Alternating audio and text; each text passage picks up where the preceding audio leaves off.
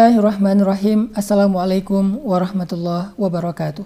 Allah Subhanahu wa taala berfirman di dalam pembukaan surat Al-Ankabut. Alif Lam Mim. Ahasiban nasu an yutraku an yaqulu amanna an yaqulu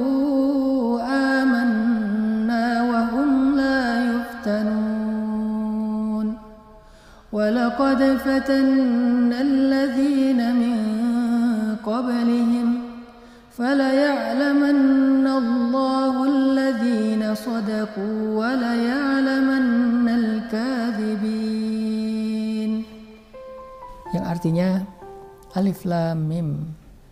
Apakah manusia mengira akan dibiarkan saja mengatakan kami telah beriman, mengatakan kami telah menjadi muslim, mengatakan kami adalah hamba Allah, wahum la yuftanun, sedangkan mereka tidak lagi diuji. Walaqad fatannal ladzina min qablihim, padahal kami telah menguji orang sebelum mereka. Bilal diuji, kemudian Zinnairah diuji, keluarga Yasir diuji, Yahya alaihissalam diuji, Zakaria alaihissalam diuji, Ayyub alaihissalam diuji, Musa alaihissalam diuji, Rasulullah Shallallahu Alaihi Wasallam diuji dengan berbagai macam ujian. Walaqad fatannal ladzina min qablihim, sungguh kami telah menguji orang-orang sebelum mereka. Fala ya'lamannallahu alladzina shadaku, sehingga Allah akan lihat siapa di antara mereka yang jujur ucapan kami berimannya. Wala ya'lamannal kadzibin, dan Allah juga akan mengetahui siapa yang berdusta. Teman-teman yang dirahmati Allah Subhanahu wa taala, ujian adalah sesuatu yang pasti dalam kehidupan kita. Sunnatullah. Seseorang ada yang diuji karena Allah ingin menghapuskan dosanya, karena Allah ingin mengangkat derajatnya. Maka ujian ini menjadi sesuatu yang baik bagi dia. Tetapi ada juga orang yang diuji, diberi musibah karena Allah ingin menghukumnya. Maka ujian atau musibah ini adalah sesuatu yang buruk bagi dia. Sehingga ketika kita sudah banyak beramal solih, jangan sampai kita salah faham lalu kita mengatakan, kenapa Allah masih menguji saya? Kenapa Allah masih memberikan saya musibah? Kenapa Allah masih memberikan saya kesulitan? Apalagi yang kurang dari saya? Padahal orang-orang sebelum kita jauh lebih soleh dari kita, jauh lebih istimewa dari kita, dan bahkan di antara mereka ada kekasih Allah yaitu Rasulullah. Ternyata mereka pun mengalami ujian yang jauh lebih berat daripada apa yang kita alami. Jadi ujian itu adalah sunnatullah untuk menggugurkan dosa, untuk mengangkat derajat.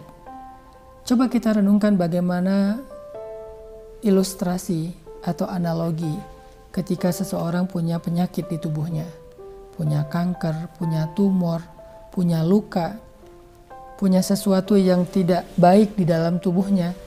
Lalu kemudian dia datang ke dokter, dia minta, dokter obati saya. Dokter saya ingin sembuh, dokter saya ingin bisa nyaman, tenang, gak kesakitan lagi. Lalu dia pasrah dengan keputusan dokter. Dokter mendiagnosa penyakitnya, kemudian setelah semua proses itu selesai, dokter mengatakan, ibu bapak harus dibedah. Penyakitnya harus diangkat. Yang sudah gak bisa lagi dipertahankan harus diamputasi. Mungkin sedikit ibu akan kekurangan, mungkin ada bagian organ tubuh yang diambil, tetapi setelahnya ibu bapak akan mengalami kehidupan yang lebih baik, tidak kesakitan, mulai bisa beraktivitas normal. Bagaimana pendapat bapak ibu? Pasti pasien itu akan mengatakan, dokter, lakukan apa yang menurut dokter baik. Yang penting saya ingin hidup dan saya ingin bermanfaat, saya ingin mandiri, saya tidak ingin menyusahkan orang lain. Akhirnya kita masuk ke ruang bedah, operasi berjalan. Salah satu organ kita diambil, penyakitnya diangkat, sehingga kita akan mengalami fase pengobatan dan pemulihan selama beberapa hari sampai beberapa minggu. Setelah semuanya berlalu, maka kita akan mengatakan terima kasih dokter. Bahkan kita rela bayar berapapun kepada dokter itu ketika dia mampu mengangkat penyakit kita. Lalu kenapa kita mengeluh kepada Allah ketika Allah ingin mengangkat penyakit dosa-dosa kita di masa lalu? Penyakit yang ada di hati kita. Mungkin dengan sedikit rasa yang tidak nyaman, seperti dokter mengangkat penyakit itu dengan bedah, dengan operasi. mungkin tidak nyaman. Kita akan mengalami rasa sakit sedikit, tapi itu jauh lebih baik daripada rasa sakit yang berlarut-larut. Maka analogi tersebut harusnya menjadi sebuah renungan buat kita. Tidak semua ujian itu buruk. Banyak ujian dari Allah itu adalah justru kebaikan untuk menghilangkan penyakit-penyakit dari kehidupan kita, untuk menghapus dosa-dosa kita, sehingga setelah itu Allah akan berikan kenikmatan dan kenyamanan dalam kehidupan kita. Barakallahu fikum.